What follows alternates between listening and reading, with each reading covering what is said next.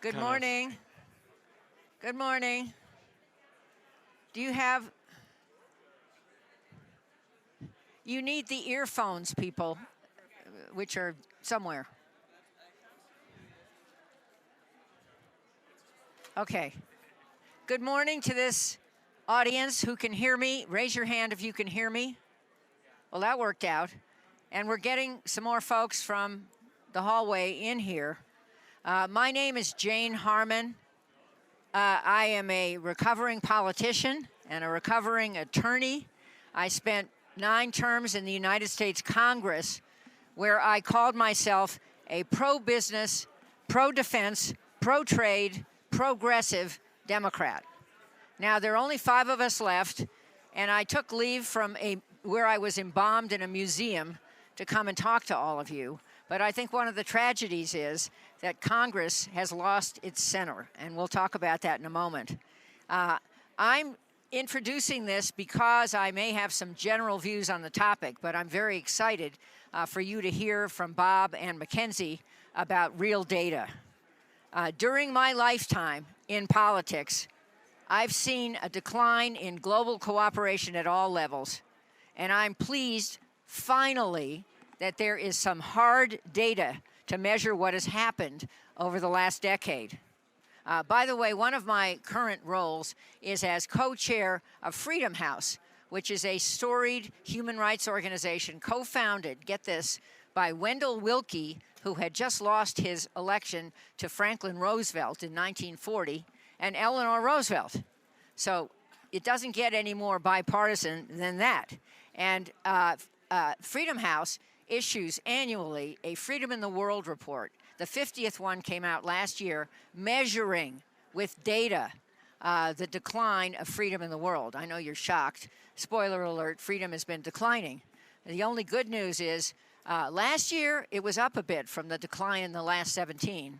Let's wait and see what the answer is for this year. But metrics and data are good. Too few policymakers anymore care about metrics and data, and that is why this gift from Mackenzie is so important. My focus in Congress for my 2 decades there was on peace and security, and that's the last tenet of this report. I have lots to say about that, but I'll save it for later. Let me just make a couple of overarching points about global cooperation. I was just involved in preparing a white paper for the WEF called Shaping Cooperation in a Fragmented World. And here are 4 data points. 1, last year, largest increase in forcibly displaced persons. That won't surprise any of you. Hottest on record. Economic recovery worldwide is below historical averages, and only 12% of the Sustainable Development Goals, SDGs, are on track. 12%. Pathetic. And I would add, personally, last night, a Trump blowout in Iowa. We'll have to assess that as well. Our existing structures are ill-equipped to solve for these problems. So what can effective cooperation look like? Couple comments on peace and security before turning this over to Bob. Think 2 regional wars. No one is missing. Ukraine, Russia, Israel, Gaza, and the possibility that both could spread dramatically and pull the U.S. into a major confrontation, even think World War III. Add the demise of the nuclear non-proliferation regime, which China never belonged to. North Korea now has the bomb, and Iran is at breakout point. The danger of miscalculation is huge. Add new technologies, which can be forces for good or bad. China is the world's biggest cyber threat, no surprise. And if China chose, to stage a major cyber attack on U.S. infrastructure, it is not at all clear that we would have adequate responses. Add climate, which, as mentioned, last year was the hottest on record, and while the biggest polluting countries are pledging to help, the help so far is anemic, and major banks are not lending adequately to the global south, where lots of the problems are, and we need to knit the world together and move much faster on climate. So finally, let me just make a few comments on what really breaks my heart, and that is the decline, not just in civility, but in capacity of the United States Congress. I worked there as an aide in the 70s when the goal was to work together to solve hard problems for the country. The country. There were very capable Republicans and Democrats, and a few less capable on both sides, who took political risks to work together, and we solved a lot of problems. Not everything, obviously. Then I come back as a member in the 90s, and the slippery slope started. Newt Gingrich came to Congress. His goal was to make the House more partisan. He's admitted that. And I asked him once, why did you do that? And he said, so I could keep my majority. Think about that answer. Really, really sobering. And so that slide has continued. And from a business model, which I described, which was to solve hard problems together, we now have a business model which is blame the other side for not solving the problem. Because if you work with the other side, you are bipartisan. And if you are bipartisan, you are primaried. And I don't think I have to explain that new verb to any of you. In primaries, which is where most people win or lose their elections, the far extreme of either party is who shows up. And they often elect their candidates. And so Congress has pulled apart. The center has disappeared. That's why I said I'm embalmed in a museum. I didn't lose, by the way. I left to chair a very storied think tank called the Wilson Center, where I was for a decade. But my point is, if we have lost the ability to solve hard problems in our legislature, our president is impaired, the view of the U.S. is impaired, and at a time when our leadership, I'm not sure you're all American, but I'll assume many of you are, is needed more than ever as a partner, not the only player, but a partner to solve hard problems, it is really tragic. So with that cheery introduction, let me welcome Bob Sternfels to explain this amazing new barometer, good word, barometer, on global cooperation. I'll make a few comments after that, and then please get ready to ask questions. And I don't know if anyone can hear me, but more of the audience is welcome. We have a few more little stools and lots of earphones. Welcome, Bob. Super. Well, thank you, Jane. And Thank you. I really appreciate those remarks, and also for giving me opportunity to, in collaboration with the World Economic Forum, launch this cooperation barometer. And this is the inaugural launch of this. And I want to unpack the findings, but I'll start with this idea that cooperation is a good thing, and the world can use more of it. But that as we get into it, getting a fact-based around cooperation at a granular level is a way to figure out how are we doing against this. And so let me offer some maybe backdrop remarks first about some of the benefits that we've seen of cooperation over the last 30 years. And when you look at, quite frankly, any metrics, you see enormous advancements that have it underpinning cooperation.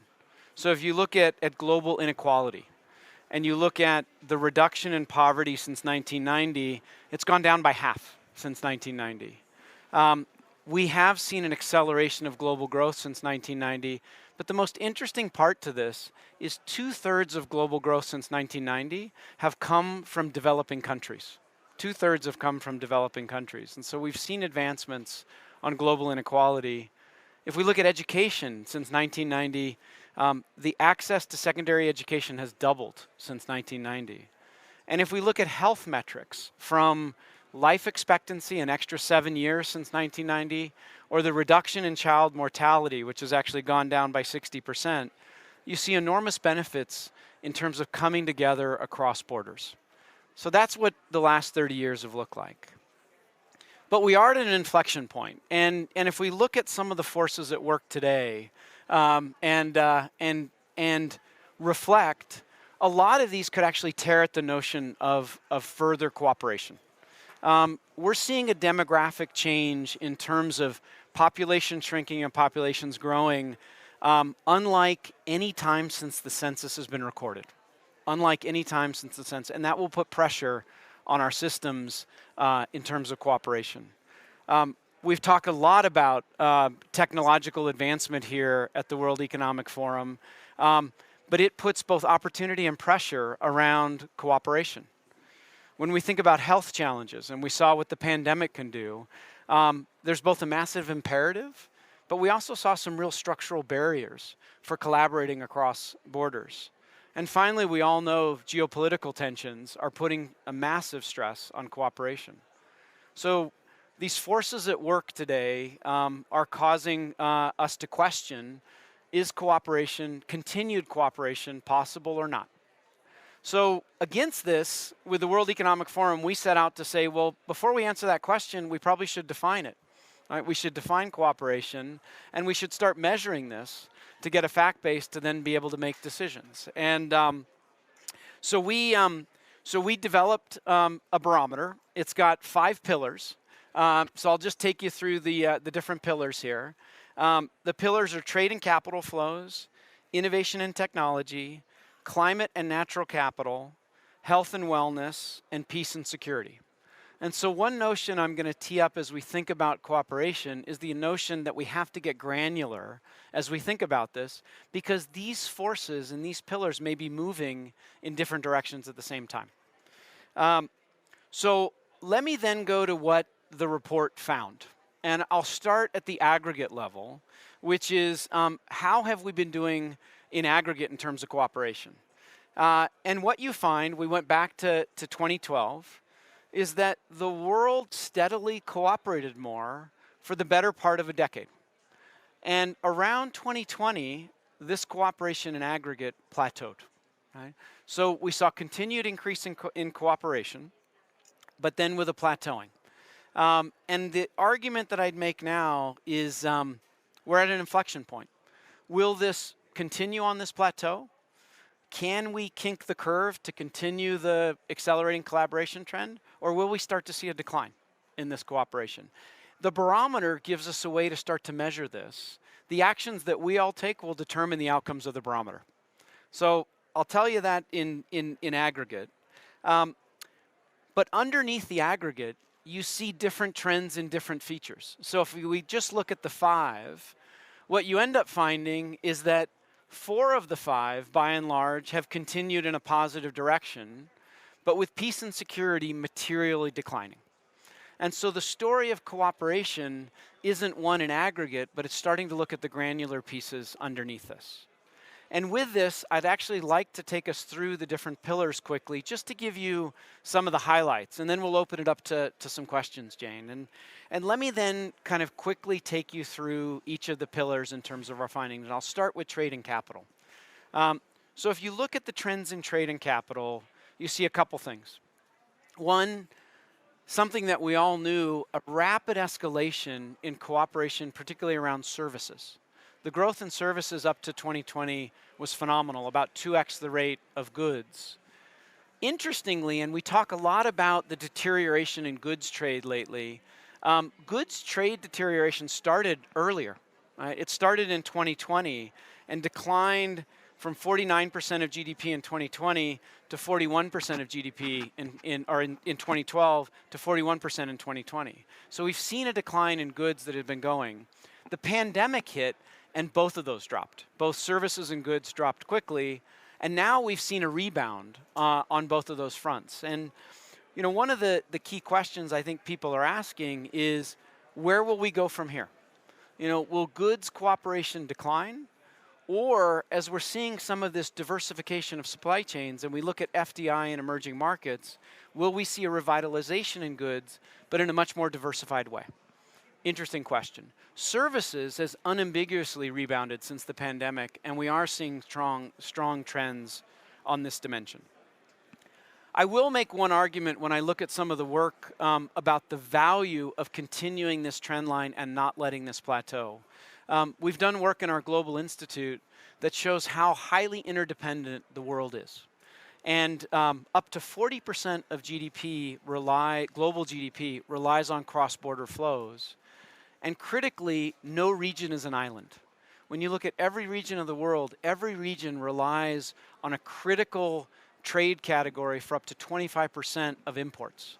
So we're all hyper-connected, and this matters a lot, and it's been a source of growth. So I do think there's an imperative on this trades and services to figure out how do we revitalize cooperation on this dimension. If I go to the second pillar, innovation and technology, and we spend some time on pillar 2, what you see here is a steady increase in collaboration from 2012 to 2020. And this is driven economic growth, amazing sources of innovation, et cetera. From 2020, you see some real worrying signs. So the restrictions on IT products have been 5 times more restrictive than restrictions on any other products since 2020. This has been a hyper area given geopolitics. We're seeing a real clampdown. One of the other worrying signs, as I mentioned, services growing faster than goods. Well, data grew faster than services. So if services grew faster than goods by 2x, data grew 10x. In the last 2 years, cross-border trade and data has declined by 2%. It's the first time ever we're starting to see a plateauing in data trade. And finally, one of the things that's worrying for me is cross-border patents. The cross-border patents fell to its lowest level in the last decade in the last year. We're seeing a lot fewer cross-border patents. And then finally, international students have become a fraction of what they once were. So I think there's some very worrying signs as we think about the need for innovation, the need for innovation to fuel growth, that this may not just be a plateau, but left unabated, we might see reduced cooperation on the innovation and technology front. That's pillar 2. Pillar 3 tells a very different story. If we go to climate and nature, this is one that's probably the most unambiguously positive, at least from a cooperation standpoint. And I'll pick a couple different dimensions. If I look at the amount of investment that has gone into sustainability, it now tops $30 trillion. Right? This is up 68% since 2014. 82% of countries by GDP now have long-term commitments around carbon, and 34% of the global market cap have committed to science-based goals. All of these are radical changes in the last few years. But I think we all know that despite these commitments, emissions have still gone up. We have 5% higher emissions than we did in 2020. So the efficiency of that may be improving, but the aggregate is still trending the wrong way. And I think this leads to a real call of, can this collaboration and this cooperation move us from commitments to now measuring rate of progress? So it's no longer about end date goals, it's about how fast are we moving. And McKinsey committed and launched at COP28 this year a carbon transition impact framework that starts to look systematically. We did this in conjunction with 60 organizations, climate organizations, NGOs, to start to say, can we objectively measure rate of progress and start to come back to this notion of what gets measured gets done. And so a notion on this aspect of let's move from commitments and allocation to speed, right? To speed. This is pillar 3. If I go to pillar 4, which is around health and wellness, you see a story of steady progress up to 2020. And in that steady progress of cooperation, you also saw a lot of benefits.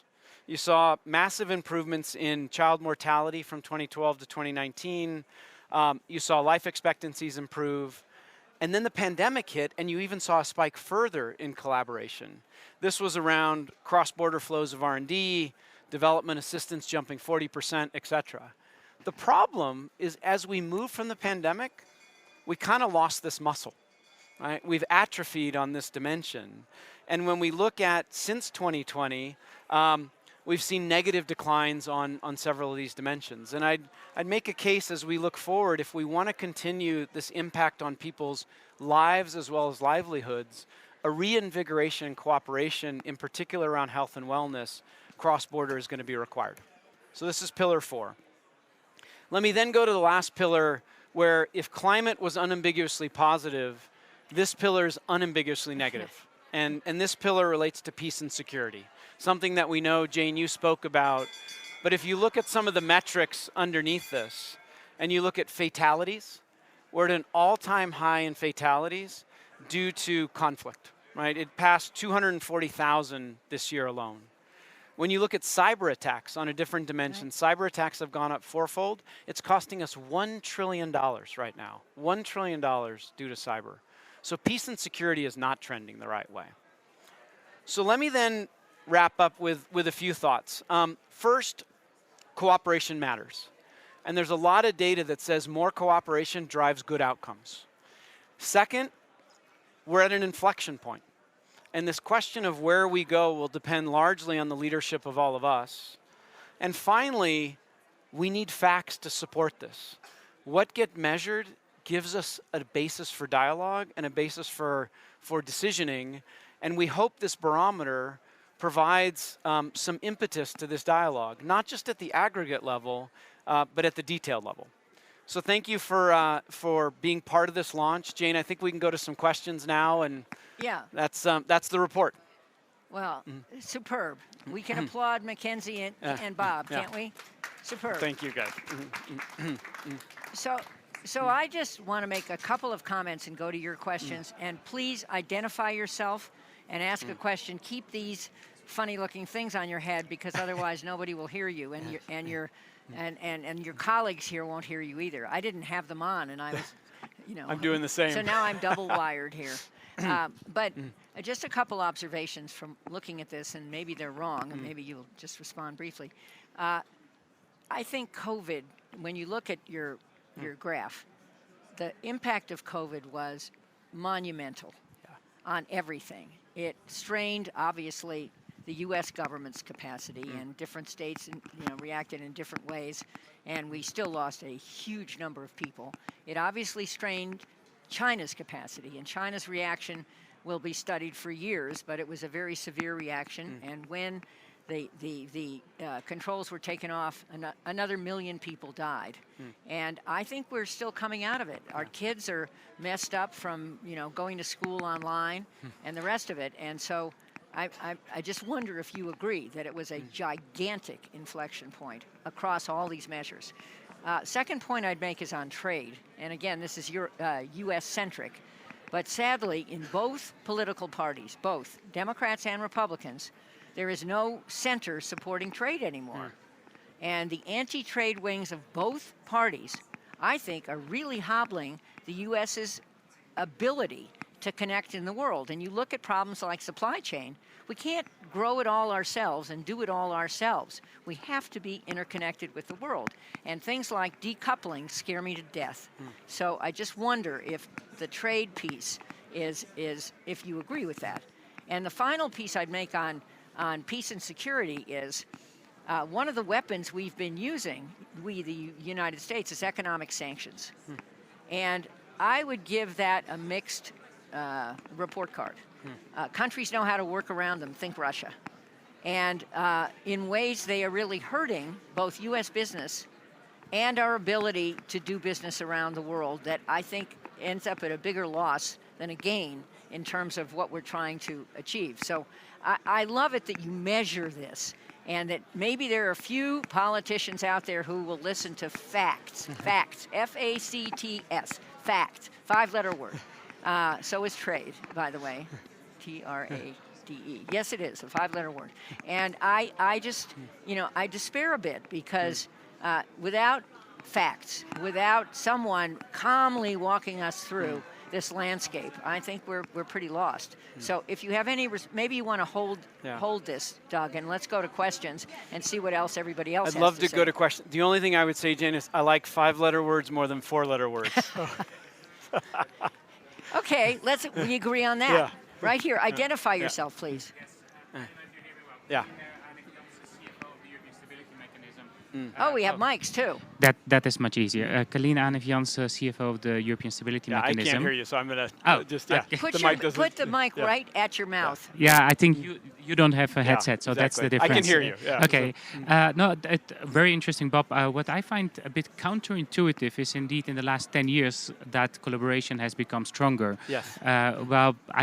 Being a CFO, I see a lot of decoupling, a lot of reshoring, a lot of government policies in the US with the IRA. In Europe, we also have our sovereignty policies. So why is the investment thesis we are decoupling, and you're saying we actually have been collaborating more in the last 10 years? What is the difference?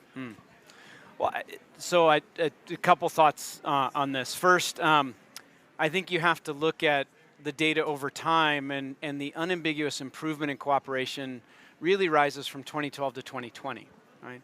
The dialogue around decoupling really escalated post-2020, right? If you look at a time-based series to this. And that's where you do start to see the plateauing of cooperation in general.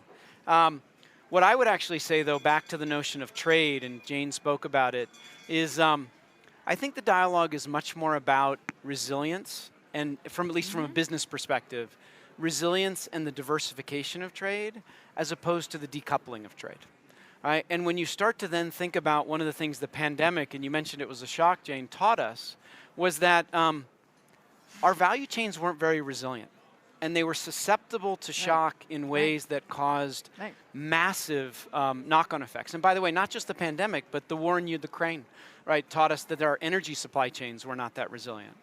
And one of the maybe silver linings to this that I see is we are starting to see an expansion of the diversification of trade, which is, in one hand, both more resilient, but it also is more inclusive. And when you look at investments in places like northern Mexico, Morocco, Vietnam, India, you are seeing supply chains that are much more diversified. So my hope through this, and to echo Ngozi at the World Trade Organization, there's an enormous opportunity if we move away from the decoupling rhetoric and actually focus more on this diversification rhetoric.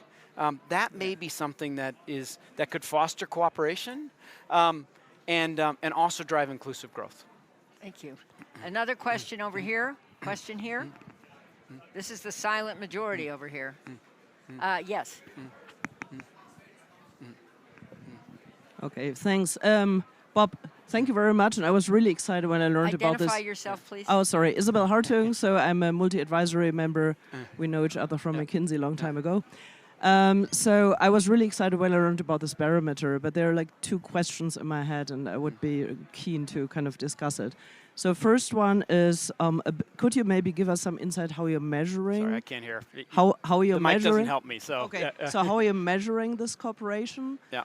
And in particular, I mean, you're not measuring outcome, but just the cooperation. Yeah? So in the end, there could be also cooperation for the worse. Yeah, I mean, just like, you know, it's like, if we look right now into Israel, Hamas, whatsoever, I mean, there are also corporations with very bad outcomes. So how do you distinguish that one? Because cooperation by definition is not good or bad, but it's just people working together.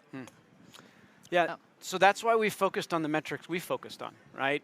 These 5 pillars and the sub-pieces within them are positive metrics for cooperation. Right? They were chosen for a reason around this because they do correlate and can link back to studies that drive positive outcomes. Right? The kinds of outcomes that these metrics drive are things like economic growth, like inclusion in terms of growth, of how that tackles, climate change, and livelihood, life expectancy. So when we set out to look at this metric, I mean, you can look at, to your point, cooperation on any different metrics, we had to choose some metrics, right? And we chose metrics that are correlated to good outcomes in the world and said, look, let's actually focus on those, right? And the ones that are the peace and security are the inverse of what we're seeing around this, around you know, lack of or cybersecurity as opposed to cyber, and the reduction, obviously, in fatalities that occur through conflict. So it was a very careful choice about why the sets of metrics that we actually chose. And I would just add to that, there are metrics, think metrics. And having been in 10,000 policy discussions in government over my many years, almost nobody talks about facts anymore. Nobody. They talk about they bring their ideology to the conversation, and if people don't agree with that, then they don't want to have a conversation. Conversation is probably an oxymoron. Other questions? Questions? Yeah, we'll do one more. We have to. We have to wrap. I think we're getting one more. Yeah. One more question. Anybody? Yeah. Yes. Over. Here. Yeah. Hi. My name is Sofia Elizondo. I'm a co-founder of a biotech company in AI. Talk into that so others can hear you. Where are he you can based? only hear In you. San Francisco, Oh, in great. Silicon Valley. Yeah. And I'm really curious about your outlook for the future. Jane, you started with a really sobering introduction. Bob, you started with a relatively optimistic introduction about the progress we've had. I wish these kinds of reports were predictive, and it makes me wonder, if we could go back in time and then predict major conflicts at a global scale, what would cooperation look like on the dawn of that I wanna major talk to you conflict? after right So after this. curious for your maybe closing remarks on what the future looks like, how we can use these barometers to plan for that or anticipate what may come. Yeah. Well, I don't know, Jane. Should we both? Do you want to comment and I'll comment as we wrap? Okay, well, I have a recommended solution, and that is Senator Rob Portman just walked in here. He was one of the best, most constructive, most cooperative senators, and he retired and he left. So my suggestion, everyone always asks me this, but I'm asking you, Rob, is come back. And if we want to be predictive about what will make Congress work, just one little big important place, and that is cooperation across parties. There's no monopoly on solutions. I'm sure Bob agrees with me in every sphere that he's detailed. There's no monopoly. So how do we get to the best answers? We have the best people in the room ready to deal with each other and show the political will. That's the only other comment I would make to solve the problems. Meaning you might lose re-election. Oh dear. But you might actually save the country and maybe even the world. Yeah. I would 100% agree, Jane. And so I might build on two things. One is there's a human aspect to this, which is actually getting together with a solution mindset is what underpins cooperation, right? And that's kind of what you're bringing to life. And quite frankly, I think we could use more of that. Look, my hope on this is it's not about reporting the news. It's actually providing a fact base that looks to forward-looking solutions. And so that as we build these facts, and I like the 5-letter word versus the 4, that we then start to say, what are these trends telling us? And what does this then imply going forward? So for example, in your neck of the woods, if we don't like the reduction in cross-border patents, particularly in relation to health, what kind of frameworks do we need? What kind of capital flows do we need? And what kind of collaborative models do we need for institutions across borders to actually turn that trend around? And if this fact base could end up being a catalyst for discussions about what we're going to do going forward, it will start to become predictive in itself. And so I hope that we can get to some of the asks that you're raising here. And that was a bit of the aspiration in launching this with the WEF this year. So let me close because I think it is time. But just by saying that the WEF over years has evolved to a place now where I think it really wants to be a world organization reaching for all parts of the world, certainly including the global south, which is central to solving a lot of these problems. But what's additive here is a storied company, McKinsey, that has produced a cooperation barometer, facts to help us get to where we need to go. And as I said, a recovering politician and a recovering attorney, Rob is both of those too. That's where I want to go. So I think we should really thank McKinsey for this, and thank you all for coming. Yeah. Well, thank you, Jane. Thanks. Thanks, folks.